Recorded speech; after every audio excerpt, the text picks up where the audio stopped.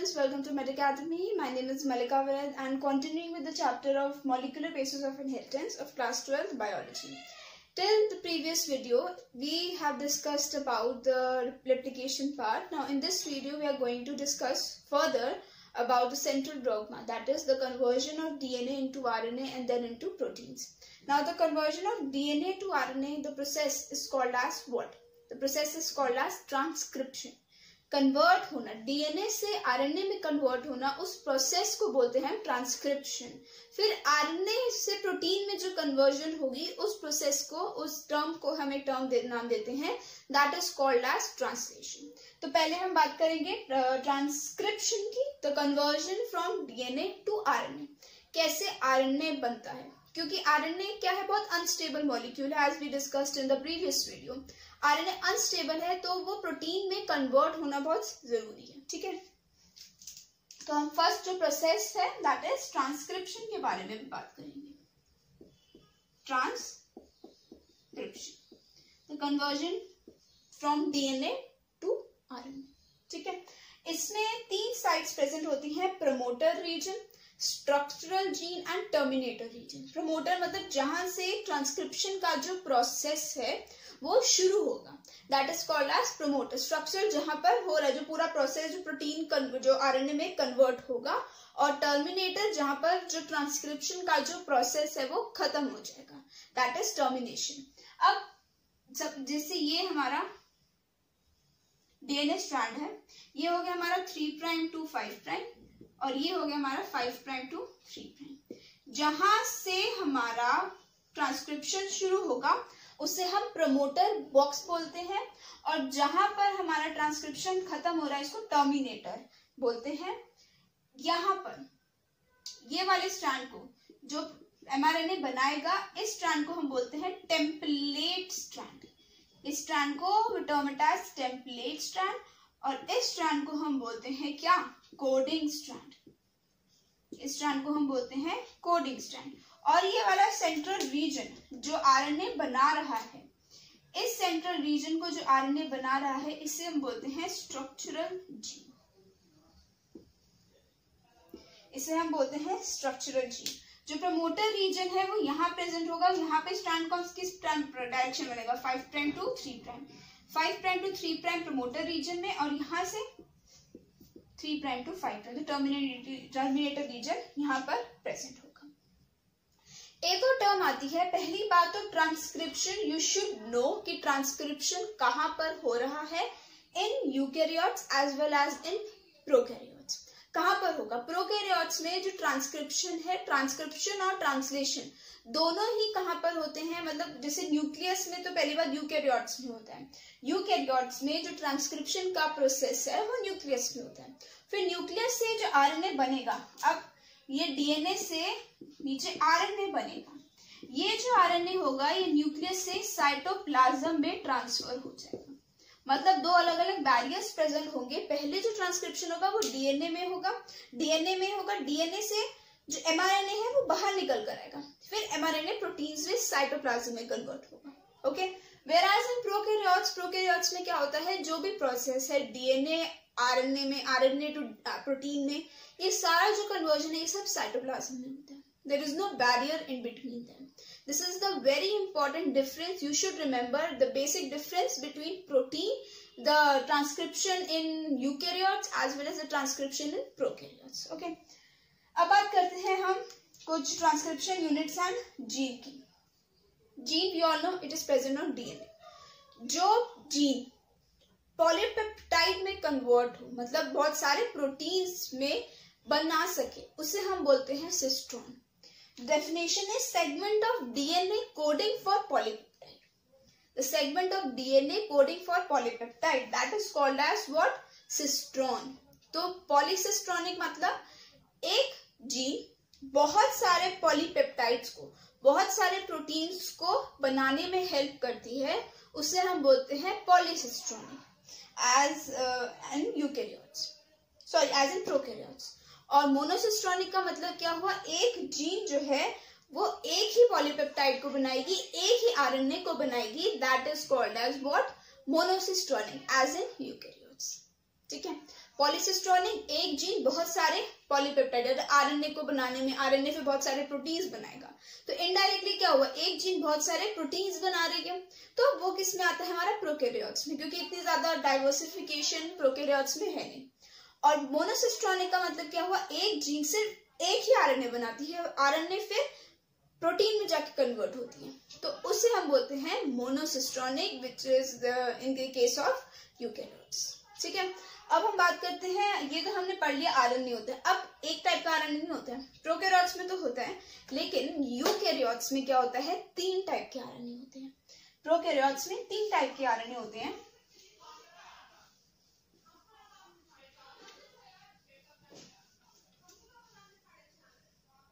Prokaryotes में 3 RNA होते हैं। द फर्स्ट इज एमआरएनए, जिसे हम मैसेंजर आरएनए भी बोलते हैं। The second is what, rRNA, ribosomal RNA, जहां पे ट्रांसलेशन होती है।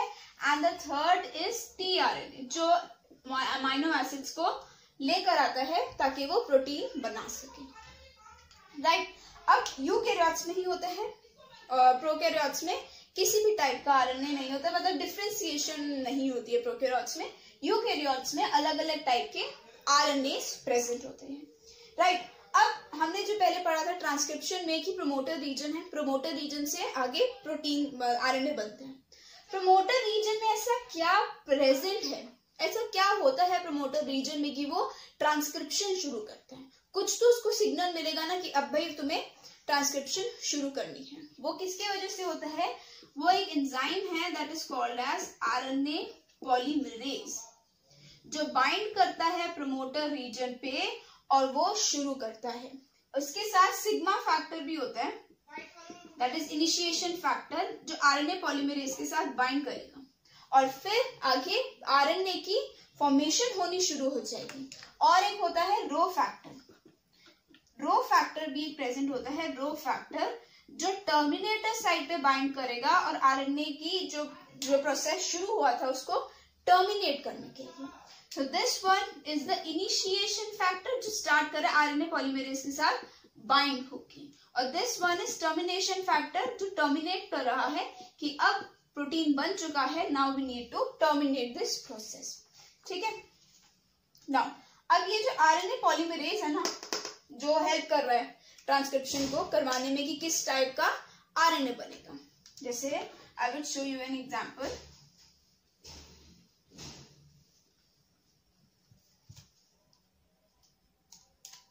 Suppose this is your DNA, ठीक है, suppose this is your DNA जो यहाँ पे बाइंड करें।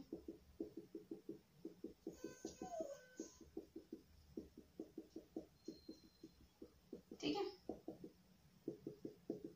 ये DNA है यहाँ पर। अब ये क्या करेगा, यहाँ पे प्रोमोटर रीजन बाइंड कर जाएगा, यहाँ पे प्रोमोटर रीजन बाइंड करेगा, तो ये क्या होगा, ये वाले 2 हेलिक्स ओपन होने शुरू हो जाएंगे। क्या होगा, ये जो 2 हेलिक्स थे ये ओपन होने शुरू हो जाएंगे। अब ये जैसे ही ओपन होंगे तो यहां से आरएनए बनना शुरू हो जाएगा, आरएनए बनना शुरू हो जाएगा। अब इट डिपेंड्स कि कौन सा पॉलीमरेज बाइंड हुआ है, तो उसी हिसाब से आरएनए बनेगा। प्रोकैरियोट्स में तो एक ही होता है, एक ही आरएनए है, पॉलीमरेज है और एक ही टाइप का आरएनए बनता है। लेकिन यूकैरियोट्स में क्या होता है, यूकैरियोट्स में आरएनए पॉलीमरेज 1 होता है, आरएनए पॉलीमरेज 2 होता है और आरएनए पॉलीमरेज 3 होता है। आरएनए पॉलीमरेज 1 किस में हेल्प करता है, आरआरएनए बनाने में। आरएनए पॉलीमरेज 2 एमआरएनए बनाने में हेल्प करता है और RNA polymerase 3 tRNA, 5S RNA ये सब बनाने में हेल्प करता है। तो mRNA is messenger RNA, rRNA is ribosomal RNA and tRNA is what, transfer RNA. Okay, अब इसमें यूकैरियोट्स में एक और चीज आती है। यूकैरियोट्स में जो ये आरएनए बना है ना, ये जो आरएनए बना है इसमें सारे जो रीजन्स होते हैं वो कोडिंग नहीं होते हैं। There are some regions which are present in RNA that are coding as well as non coding. तो जो कोडिंग रीजन होते हैं उन्हें हम बोलते हैं एक्सॉन्स, और जो नॉन कोडिंग रीजन्स होते हैं उन्हें भी टर्म इट एज व्हाट, उन्हें भी टर्म इट एज इंट्रॉन्स। तो प्रोकैरियोट्स में ऐसा कुछ नहीं होता। प्रोकैरियोट्स में सिंपली क्या होगा, नॉर्मली जो आरएनए है वो पूरा कोडिंग रीजन में बनेगा और वो आगे प्रोटीन की कन्वर्जन में आ जाएगा। लेकिन यूकैरियोट्स में there is a difference. Eukaryotes में क्या होता है, यूकैरियोट्स में coding region as well as non coding region is present. तो कोडिंग रीजन को हम एक्सॉन्स बोलते हैं, नॉन कोडिंग को इंट्रॉन्स, तो उनको निकालना भी बहुत जरूरी है। तो उसके निकालने के टर्म को हम बोलते हैं स्प्लाइसिंग, और फिर कैपिंग, टेलिंग भी होती है, ताकि एक प्योर मैच्योर्ड आरएनए, एमआरएनए हमें मिल सके। बेसिकली ये जो स्प्लाइसिंग होती है ना, वो एमआरएनए के लिए होती है। आरआरएनए और टीआरएनए में इतना कुछ काम होता नहीं है, ठीक है। तो ये आपको समझ में आ गया, आरएनए पॉलीमरेजेस क्या करते हैं, अलग अलग काम करेंगे। अब हम पढ़ते हैं स्प्लाइसिंग के बारे में, ताकि मैच्योर आरएनए वो इमेच्योर आरएनए जिसमें इंट्रॉन्स और सिस्ट्रॉन दोनों प्रेजेंट हैं, तो I should erase this one, क्योंकि एमआरएनए का ही होता है। और इमेच्योर्ड आरएनए को हम एचएनआरएनए भी बोलते हैं। फिर वो जब मैच्योर्ड हो जाएगा then we term it as mRNA, ठीक है। दिस इज योर एमआरएनए, और यहाँ पर जो नॉन कोडिंग रीजन है this is your intron, I will term it as I, और जो ये कोडिंग रीजन है this is called as exon. अब स्प्लाइसिंग होगी, स्प्लाइसिंग का मतलब क्या हुआ, इस तरीके से ये जो इंट्रॉन्स थे ना, ये जो प्रेजेंट है, ये 5 प्राइम है और ये 3 प्राइम है, ठीक है। 5 प्राइम रीजन में कैपिंग होगी, मतलब गोनोसिन मोनोफॉस्फेट का एडिशन होगा, जीपीपी भी बोल देते हैं, और ये सारा हट जाएगा, इसे हम कैपिंग बोलते हैं। कवरिंग होगी, और ये सारे जो इंट्रॉन्स है ना, ये ऐसे बेंड होके ये हटने शुरू हो जाएंगे, और फिर बाद में ये जब हट जाएंगे तो हमारे पास क्या मिलेगा, सिस्ट्रॉन मिलेगा, और यहां पर ना ए एडेनिन की एडिशन हो जाएगी 3 प्राइम पे, and this process is called as tailing, this process is called as tailing. तो ये सारा हट जाएगा और ये पीपी जीपीपी भी रहेगा। तो ये जो हमारा आरएनए हमें मिला, दिस इज मैच्योर्ड आरएनए, और we can call it as mRNA. और ये जो आरएनए था ये इमेच्योर था, ये प्रॉपर्ली मैच्योर नहीं था, ये जैसे ही न्यूक्लियस में प्रेजेंट था, न्यूक्लियस से जैसे ही साइटोप्लाज्म में आएगा ना, तो ये इसमें अपने आप कन्वर्ट हो जाएगा, तो इसे हम स्प्लाइसिंग बोलते हैं, ठीक है। और ये कौन सा था, एचएनआरएनए, ठीक है। ये तो हो गया हमारा ट्रांसक्रिप्शन का प्रोसेस, कि कैसे ट्रांसक्रिप्शन होती है, कैसे डीएनए से आरएनए में कन्वर्ट हुआ, आरएनए बन गया, आरएनए में प्रॉपर्ली पूरी जो चीजें थी वो बन गई, आरएनए से कैसे प्रोटीन में जाएगा। We all know that protein is composed of what? Amino acid, right? Peptide bonds से जो connected होते हैं सारे amino acids हैं हमारे। अब amino acids भी ना कोडॉन्स में प्रेजेंट होते हैं। 3 का ऐसे ट्रिपलेट होता है, for example AUG, methionine, GUA, GUG, इस टाइप से ना ये कोडॉन्स होते हैं जो अमाइनो एसिड को, एक पर्टिकुलर अमाइनो एसिड को कोड करते हैं। We all know amino acid, trypsin, pepsin, ये अलग अलग सारे अलग अलग टाइप के, वेलिन, गोनिन, ये अलग अलग टाइप के हमारे सारे अमाइनो एसिड्स हैं। तो इनका एक पर्टिकुलर कोडॉन होता है जिसके थ्रू वो कोड करते हैं, ओके। तो अब ट्रांसलेशन में भी यही होता है। ट्रांसलेशन में क्या होगा, ये जो आरएनए बना है, एमआरएनए जो ये बना है, ये आगे कोडॉन्स में कन्वर्ट होगा, कोडॉन्स बनाएगा। तो कोडॉन्स एक पर्टिकुलर, एक कोडॉन, ये जो ट्रिपलेट है, ये कोडॉन प्रोटीन्स को सिंथेसाइज करवाने में हेल्प करेगा। जैसे AUG है, ये एक टाइप के अमाइनो एसिड को कोड करेगा, तो ये AUG अगर प्रेजेंट है यहाँ पे तो प्रोटीन्स आगे बनाने में हेल्प करेगा। So that process is called as what, that process is called as translation, ठीक है। उससे पहले हम टीआरएनए के बारे में पढ़ लेते हैं कि जो ट्रांसलेशन है, ट्रांसलेशन में बहुत इंपॉर्टेंट रोल प्ले करता है टीआरएनए, बहुत मेजर इंपॉर्टेंट रोल है टीआरएनए का। वो क्या करता है, टीआरएनए क्या करता है, ट्रांसफर करता है अमाइनो एसिड्स को, लेकर आता है ताकि वो एमआरएनए पे आए, मतलब राइबोसोम्स पे आए, फिर वो एमआरएनए से आगे प्रोटीन्स बनाने में हेल्प करे। ये फंक्शन होता है टीआरएनए का।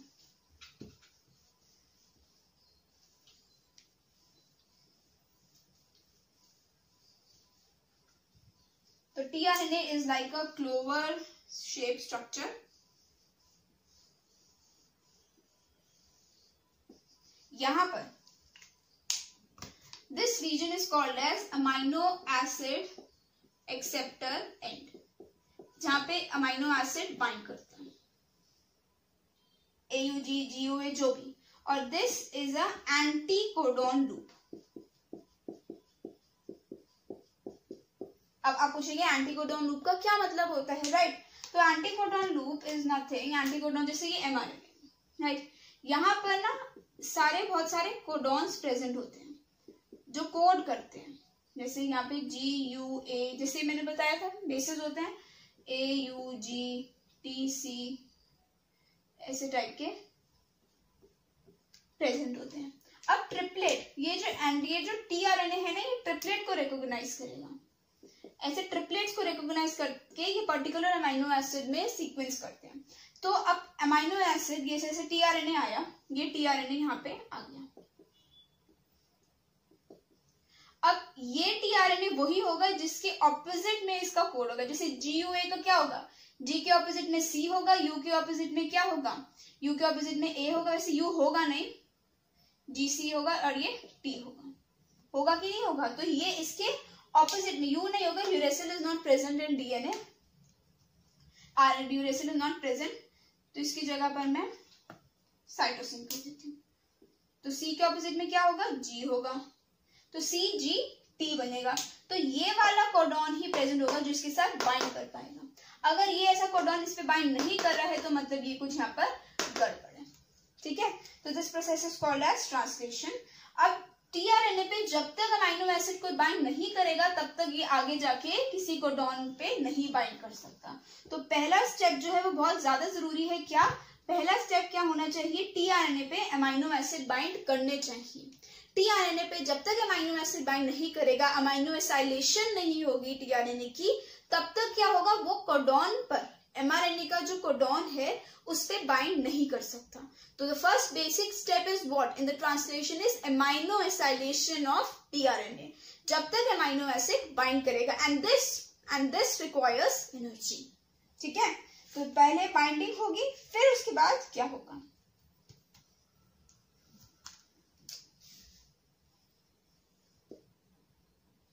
यहाँ ये होगा हमारा राइबोसोम, स्मॉल यूनिट राइबोसोम, ये होगा लार्ज यूनिट राइबोसोम। यहाँ पर हमारे कोडॉन्स प्रेजेंट होंगे,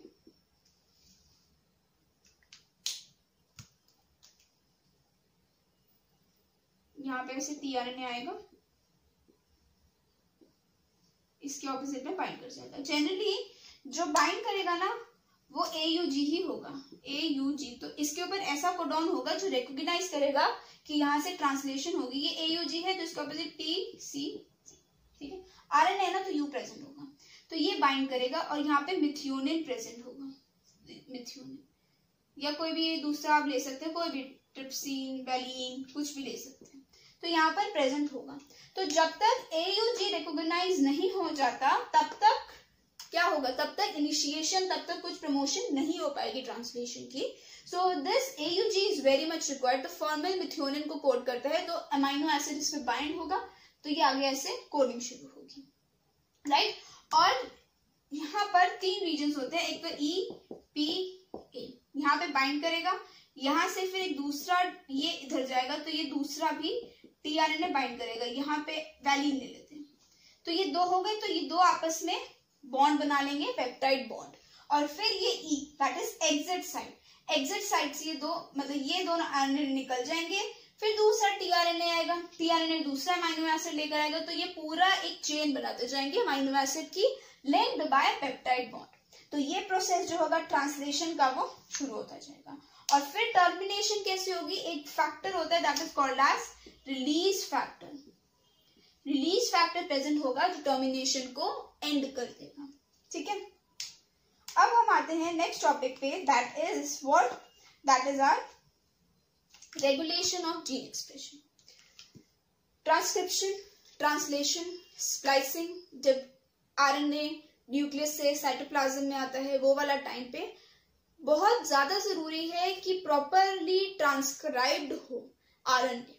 जो DNA में जितने भी कोडॉन्स थे वो सारे के सारे RNA में ट्रांसक्राइब्ड हो, RNA से प्रोटीन में ट्रांसक्राइब, ये बहुत जरूरी है।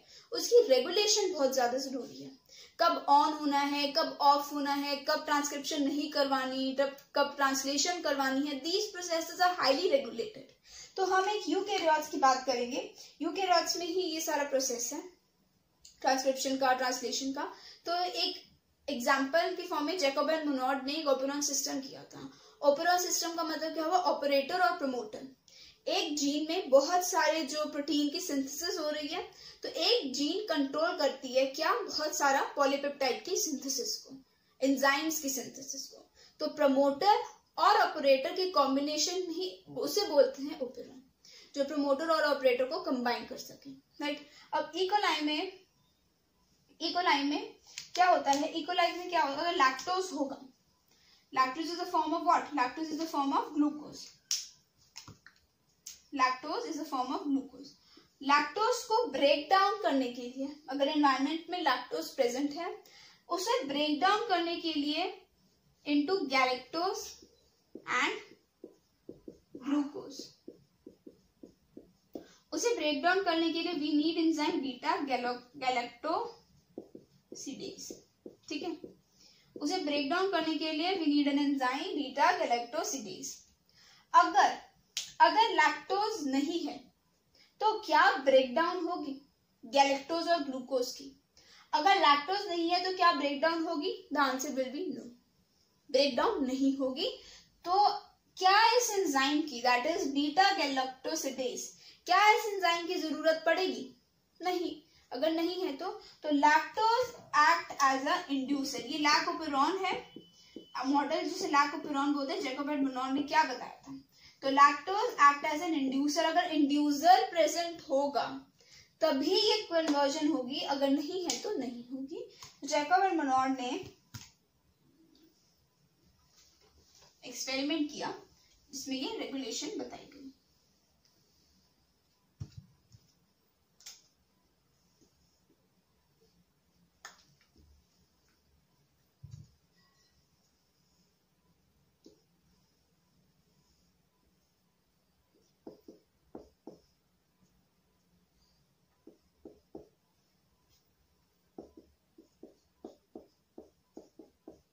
बीटा गैलेक्टोसिडेज परमिएज, जो परमेबल हो, सेल में इजीली ट्रांसफर कर सके, और ट्रांस एसिटाइलेज, ठीक है।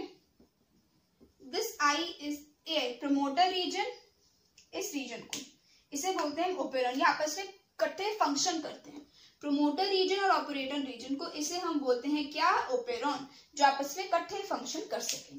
अगर सपोज अगर लैक्टोज नहीं है, लैक्टोज नहीं है, अगर नेगेटिव है, अगर लैक्टोज क्या है, इंड्यूसर ही है ना, इंड्यूसर ही है, मतलब लैक्टोज क्या कर रहा है, इंड्यूस कर रहा है कि ये आगे फॉर्मेशन करेगा कि नहीं करेगा, राइट।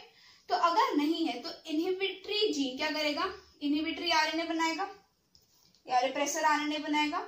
अब ये रिप्रेसर आरएनए क्या करेगा, आगे रिप्रेसर प्रोटीन बनाएगा। This is your repressor protein. अगर नहीं है, लैक्टोज नहीं है, तो रिप्रेसर पे कोई एक्ट नहीं कर रहा है, तो रिप्रेसर क्या करेगा, ऑपरेटर पे जाके बाइंड कर जाएगा। अगर ऑपरेटर पे जाके बाइंड कर गया तो यहाँ पर कोई भी आरएनए की फॉर्मेशन होगी कि नहीं होगी? अगर रिप्रेसर जो है ये ऑपरेटर पे जाके बाइंड कर गया तो क्या आरएनए बनना चाहिए, क्या ये प्रोटीन बनेगा, कोई एंजाइम काम करेगा? No, answer will be no, नहीं बनेगा। अगर द कंडीशन इज अगर लैक्टोज या इंड्यूसर नहीं है तो। उल्टा केस लेते हैं, अगर होता तो क्या होता, अगर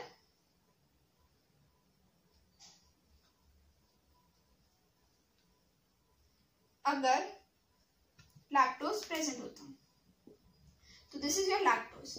अगर लैक्टोज प्रेजेंट होता ना, दिस इज योर लैक्टोज, अगर ये लैक्टोज प्रेजेंट होता तो ये रिप्रेसर से बाइंड कर जाता। अगर ये रिप्रेसर से बाइंड कर गया लैक्टोज तो रिप्रेसर इनएक्टिव हो गया, रिप्रेसर इनएक्टिव हो गया, तो ये ऑपरेटर के पास अब नहीं जा पाएगा। तो अभी नहीं जा पा रहा, ऑपरेटर के पास नहीं जा रहा, मतलब ये ट्रांसक्रिप्शन शुरू कर सकते हैं अपनी, क्योंकि ऑपरेटर ही ऑपरेट कर रहा है ना। ऑपरेटर का मतलब ही क्या हुआ कि they can operate whether the transcription would happen और नॉट। तो ये आगे प्रोटीन बनाएंगे, तो ये आरएनए बना के अपना प्रोटीन बनाएंगे जो अपना फंक्शन लैक्टोज को ब्रेक डाउन करवाने में, that is into galactose and glucose break down करवाने में ये हेल्प करेंगे। तो this was the model which was discovered by Jacob and Monod, that is called as lac operon. Okay, I hope ये समझ आया होगा। Now next topic is the Human Genome Project.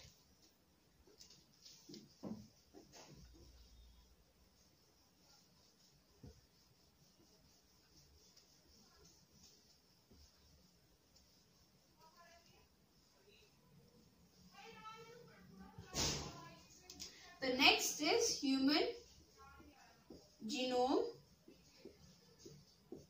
Project.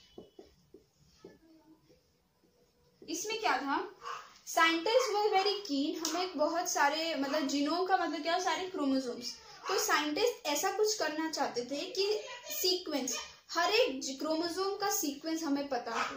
Sequence मतलब कि सारे जो लोकेशन, सारे codons का जो भी अरेंजमेंट है वो सब पता हो। तो scientist were interested to know about that, कि सारा सीक्वेंस डीएनए का पूरे क्रोमोसोम में पता हो, ताकि अगर कोई भी डिफेक्ट हो जाता है, कोई भी एब्नॉर्मेलिटी हो जाती है बॉडी में, तो कोई भी क्रोमोसोम होगा जिसपे इफेक्ट होगा, तो उस क्रोमोसोम का डीएनए पता होगा, कहाँ पर प्रॉब्लम हुई है, they can identify it. So the human genome project was to identify the sequences of the DNA which are present in the genome, और उसको एनालाइज करने के लिए डीएनए का जो सीक्वेंस था निकाल लिया। अब उसको करने के लिए भी एक प्रॉपर सॉफ्टवेयर चाहिए जिसके थ्रू ये पूरा एनालिसिस हो सकती है कि क्या डीएनए का सीक्वेंस का क्या फॉर्मेशन है, क्या एब्नॉर्मेलिटी है, तो एक सॉफ्टवेयर यूज किया जाता है। तो वो पूरे टर्म को हम बायो इन्फॉर्मेटिक्स बोलते हैं, जो क्या कर सके, जो भी सीक्वेंस है डीएनए का उसको आगे एनालाइज करवा सके कि है क्या ये एक्चुअली, तो उस टर्म को हम बोलते हैं बायो इन्फॉर्मेटिक्स, राइट। तो बहुत टाइम लग गया था और this was a very large project, बहुत ज्यादा कॉस्टली था ये प्रोजेक्ट, क्योंकि बहुत बेस पेयर्स हैं, राइट। ह्यूमन डीएनए में बहुत बेस पेयर्स है, डीएनए वो जो क्रोमोसोम्स में कितने सारे होंगे, राइट। तो there are approximately 20 to 25,000 genes which are present in human DNA. DNA में 20 to 25,000 जीन्स प्रेजेंट है, कितने डीएनए प्योर। नाउ बहुत सारे गोल्स थे ह्यूमन जीनोम प्रोजेक्ट के। 3 मिलियन बेस पेयर्स बनाने थे, डेटा सीक्वेंसेस बताने थे। 3 बिलियन बेस पेयर्स के, बेस पेयर एडेनिन ग्वानिन, इनके सीक्वेंसेस बताने थे to determine the human DNA sequence, right. और फिर उसको स्टोर करना, उसका डेटा एनालिसिस करना, आगे इंडस्ट्रीज में भेजना, जो भी उनका प्रोजेक्ट पूरा था, ये सारे गोल्स थे।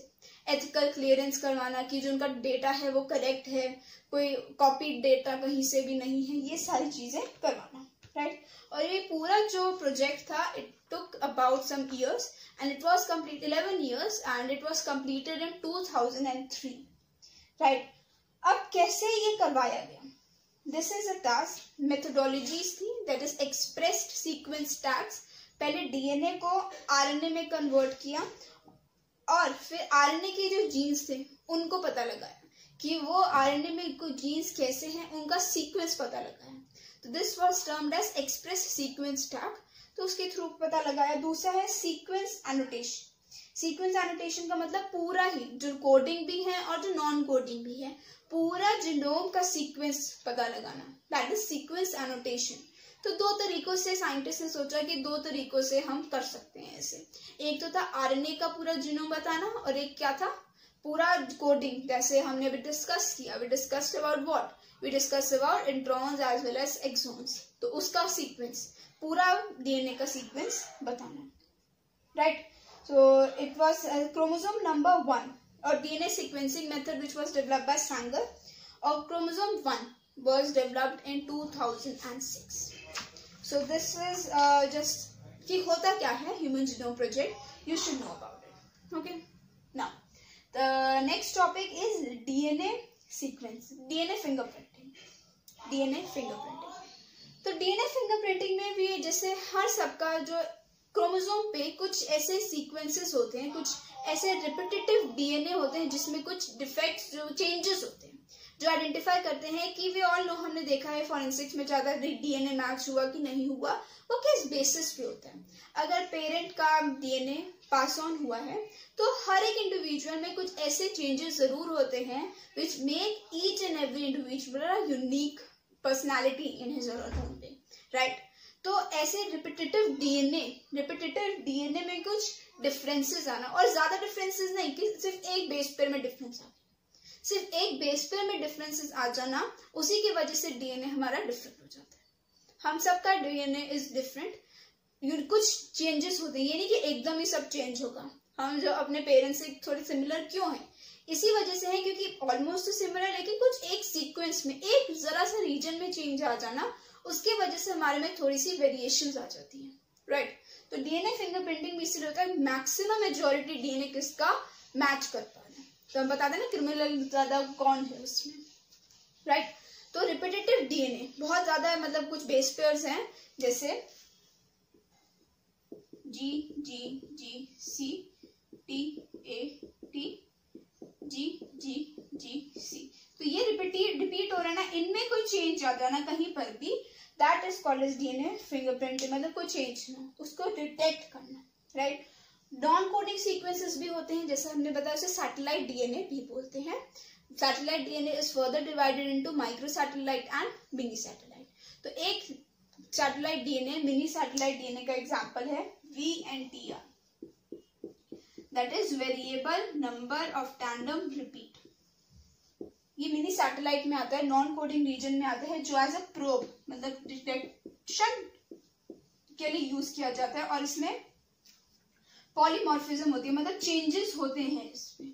पॉलीमॉर्फिज्म का मतलब ही क्या होता है, changes at the genetic level, genes में कुछ चेंजेस हो जाना, उसे भी टर्म इट एज पॉलीमॉर्फिज्म। तो VNTR that is variable number of tandem repeat, ये क्या है, ये सैटेलाइट डीएनए है, नॉन कोडिंग डीएनए है, जो थोड़ा बहुत हर एक इंडिविजुअल में चेंज होता है, उसको हमने एज अ प्रोब यूज किया।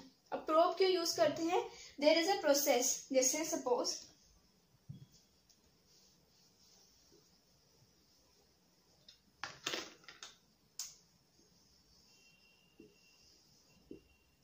ये डीएनए पे ये बैंड्स हैं, कुछ ये डीएनए बैंड्स हैं, ये एक क्रिमिनल के बैंड्स हैं, ठीक है, ये क्रिमिनल के बैंड्स हैं। हमें पता लगाना है कि क्रिमिनल कौन हो सकता है, whether it is a criminal और बी। मतलब हमें जो साइट पर, जो इन्वेस्टिगेशन साइट पर हमें जो बैंड मिला, हमें जो कोई भी डीएनए जो हम किसी में से भी, हेयर से निकाल सकते हैं, कहीं से भी, कोई भी पार्ट से, नेल्स में से हमें पता चल सकता है, कोई किसी भी पार्ट से हमें पता चल सकता है कि डीएनए कहाँ का है। Blood is a very good sample, saliva swab, कुछ भी यूज कर सकते हैं हम इसमें। अब जो क्रिमिनल एक पर्सन है, उसका जो डीएनए पैटर्न है वो कैसा आया है, वो कुछ इस तरीके से,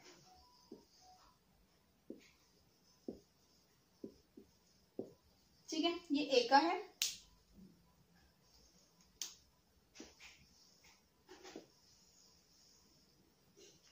और ये बी का है।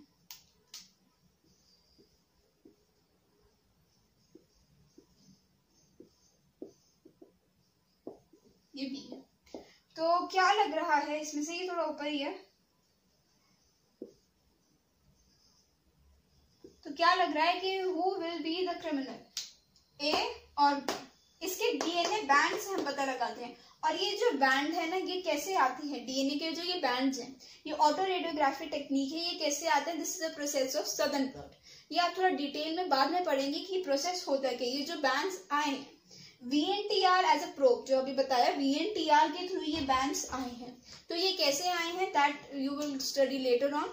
तो अब इसमें यू नीड टू टेल कि कौन क्रिमिनल है, वेदर इट इज ए और इट इज बी, कौन सा हो सकता है। अब इसमें देखो बैंड्स यहाँ पर प्रेजेंट है, यहाँ पर भी है, यहाँ पर भी है, राइट। बैंड्स ये यहाँ पर प्रेजेंट है, ये यहाँ है, ठीक है भाई, ये ठीक है। सेकंड में देखो बैंड इस साइड प्रेजेंट है, लेकिन ये यहाँ प्रेजेंट है और ये यहाँ है, तो यह थोड़ा बी सस्पेक्ट है कि शायद ये क्रिमिनल हो सकता है। अब ये यहाँ प्रेजेंट है, ये वाला बैंड, ये यहाँ पर भी है, यहाँ पर भी है, मेजॉरिटी कहाँ पर हो रही है, ये दो बैंड्स एक जैसे क्रिमिनल के मिल रहे हैं, ये एक है। अब ये वाला बैंड यहाँ पर भी है और यहाँ भी है, राइट। अब ये वाला बैंड यहाँ पर भी है, यहाँ पर भी है, लेकिन ये वाले दो एक्स्ट्रा बैंड है जो यहाँ पर नहीं है, कीप इन माइंड, ये दो एक्स्ट्रा बैंड है।